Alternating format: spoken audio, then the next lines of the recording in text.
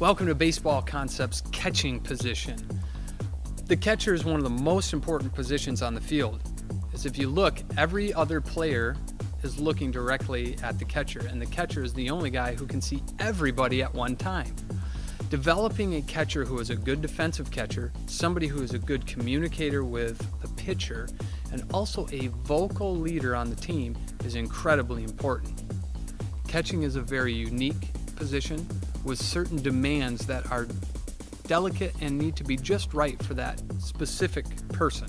So finding somebody on your team who would adapt to and really take hold of this position is going to be important, and then providing them with the skills to be successful should follow.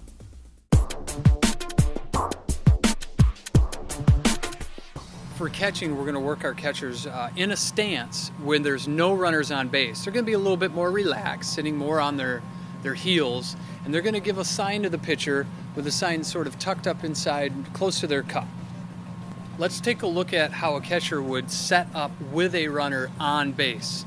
So if a runner's on first base, catcher in leagues where stealing is permitted is going to have to play a little differently than the stance they were just in when there were no runners on base. Take a look at our catcher. They're up on the balls of their feet. Glove is out front. Hand is tucked in behind or behind their leg or behind their back. All right, so when the runner's getting ready to steal, what we want to happen is you want to be on your toes, and when you receive the ball, you want your back foot to come through, your throwing foot to go towards second base or third base or wherever he's throwing. And done correctly, it looks like a hop, but you're not going to hop out of the catcher spot, okay? You want your back foot to come through, and you want it to be quick, and you want to stay low. Coaches, take note of the catcher's dangling throat guards. Some leagues require this, so be sure to check with your league's director.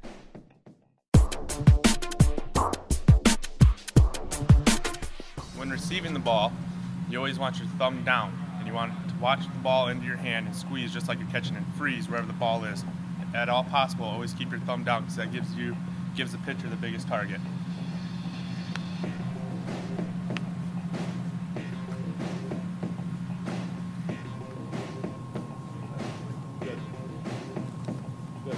All right, the catching drill we're going to talk about here is the 3-ball blocking drill.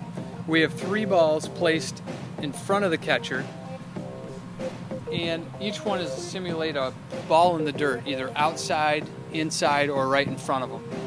So the theory here is to have a player or another coach point to a ball, and the catcher will go down and block it. Let's run the drill. I point to the outside. Now I'm going to go inside. Catcher doesn't know which ball I'm going to point to. He's just responding to where I go. So if you notice, Colin here is in his position.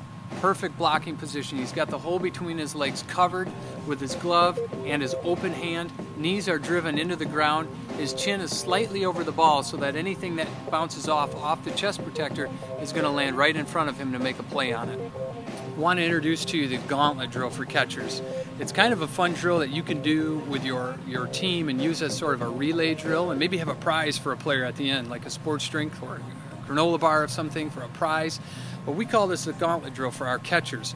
Simply what the catcher is going to do is be in his receiving position, and he's going to go from one ball, block it, going to get up, move to the next ball, block it, get up, move to the next ball, and block it. All right, so the gauntlet drill here for our 13 to 18-year-old catcher, we've spread it out a little bit further, and he is going to work on quickness down and up as fast as he can.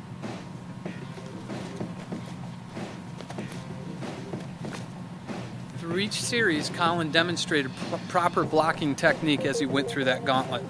The gauntlet drill for the 4 to 12-year-old age group. We've closed the distance a little bit on the baseballs, making it more doable for our catcher, trying to develop confidence, but also working on technique. The focus here isn't going to be necessarily speed. We want our young catchers to develop techniques before they work on the speed piece.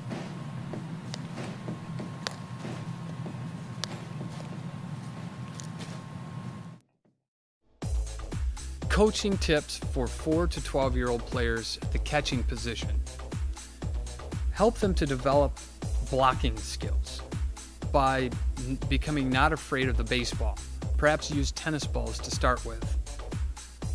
work on framing the ball, and working hard to be a good leader.